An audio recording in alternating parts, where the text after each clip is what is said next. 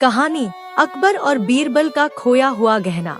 एक समय की बात है जब बादशाह अकबर अपने महान दरबार में बैठे थे। दरबार हमेशा की तरह हलचल और शोर शराबे से भरा हुआ था। सभी मंत्री, सैनिक और दरबारी अपनी अपनी बातें कर रहे थे। अकबर कुछ चिंतित दिखाई दे रहे थे। उनकी आंखों में हल्की सी उदासी और परेशानी साफ झलक रही थी। बीरबल, जो हमेशा की तरह अकबर के नजदीक खड़े थे, ने ध्यान से देखा और धीरे से पूछा, महाराज, आप चिंतित क्यों हैं?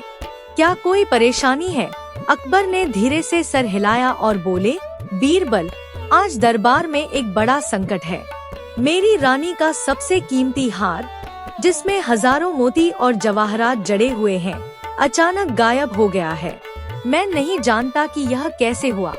यह हार हमारे राज्य की शान और सम्मान का प्रतीक है। यदि यह हार किसी के हाथ लग गया तो हमारी प्रतिष्ठा पर बड़ा धब्बा लगेगा। दरबार में सभी लोग सन्न हो गए। सभी मंत्री और दरबारी डर और चिंता की मिश्रित भावनाओं के साथ खड़े रहे। कुछ लोग तो घबराकर अपनी कुर्सियों पर पीछे हो गए। अकबर ने गंभीर स्वर में कहा, मैं चाहता हूँ कि यह हार जल्द से जल्द खोजा जाए, लेकिन इस बार मैं किसी सामान्य तरीके का इस्तेमाल नहीं करना चाहता। मुझे किसी बुद्धिमान और चालाक व्यक्ति की जरूरत है जो बिना किसी शक के इस हार को ढूंढ सके। बीरबल, मैं तुम पर भरोसा करता हूँ। यह काम तुम संभालो। बीरबल ने मुस्कुराते हुए कहा, महाराज, यह काम मेरे लिए बहुत आसान है।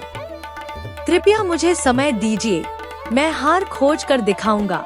अकबर ने बीरबल की आंखों में चमक देखी और भरोसा जताया। ठीक है बीरबल, तुम्हारे पास 3 दिन है। अगर हार 3 दिन में नहीं मिली तो हमें पूरे दरबार में यह मामला बताना पड़ेगा। 3 दिन बीतने का समय कम था, लेकिन बीरबल ने तुरंत काम शुरू कर दिया। सबसे पहले उन्होंने दरबारियों से पूछा, क्या किसी ने आज सुबह रानी से मिलने के बाद हार को देखा? सभी ने अपनी अपनी बातें बताई। कुछ ने कहा कि उन्होंने हार रानी के कमरों में देखा, कुछ ने कहा कि रानी ने इसे दरबार में रखा था। बीरबल ने सबकी बातें ध्यान से सुनी और नोट्स बनाने लगे। उन्होंने देखा कि दरबार में कोई भी व्यक्ति इतना साफ सुथरा और निर्दोष नहीं था। हर किसी में किसी न किसी तरह का संदेह था। लेकिन बीरबल ने तुरंत निर्णय लिया कि पहले रानी के कमरे की जांच करनी होगी। बीरबल ने रानी के कमरे में जाकर हर कोने को ध्यान से देखा। दीवारों के पीछे, अलमारियों में, तकिए के नीचे, हर जगह, लेकिन हार नहीं मिला। बीरबल ने रानी से पूछा, महारानी, आपने हार को आखिरी बार कहाँ देखा था? रानी ने थोड़ी चिंता भरी आवाज में कहा, बीरबल, मैंने इसे आज सुबह अपने गहनों के डिब्बे में रखा था, लेकिन अब वह वहाँ नहीं है। बीरबल ने मुस्कुराते हुए कहा, महारानी, घबराइए मत, हम इसे ढूंढ लेंगे। बीरबल ने अपने दिमाग की गहरी चाल शुरू की। उन्होंने दरबारियों की हर छोटी छोटी आदत और व्यवहार पर ध्यान दिया। उन्होंने देखा कि एक नया नौकर हमेशा रानी के गहनों के पास घूमता रहता था, लेकिन उसने कभी कोई गलती नहीं की। वहीं कुछ पुराने दरबारी भी अजीब व्यवहार कर रहे थे। बीरबल ने निर्णय लिया कि वह रात के समय गुप्त रूप से दरबार में छुपकर देखेंगे कि कोई चोरी करता है या नहीं। रात हुई और सभी सो रहे थे। बीरबल अपने छुपे स्थान से दरबार पर नजर रख रहे थे। अचानक उन्होंने देखा कि वही नया नौकर धीरे धीरे रानी के कमरे में जा रहा है और कुछ खोज रहा है। बीरबल ने चुपके से उसे पकड़ लिया और कहा, नौकर, यह क्या कर रहे हो? हमें बताओ कि हार कहाँ है? नौकर डर गया और रोते हुए बोला, महाराज, मैंने हार नहीं चुराया। मैं सिर्फ इसे ढूंढने की कोशिश कर रहा था। मुझे लगा कि इसे कहीं गिरा दिया गया होगा। बीरबल ने उसकी बात पर विश्वास किया और रानी से पूछा।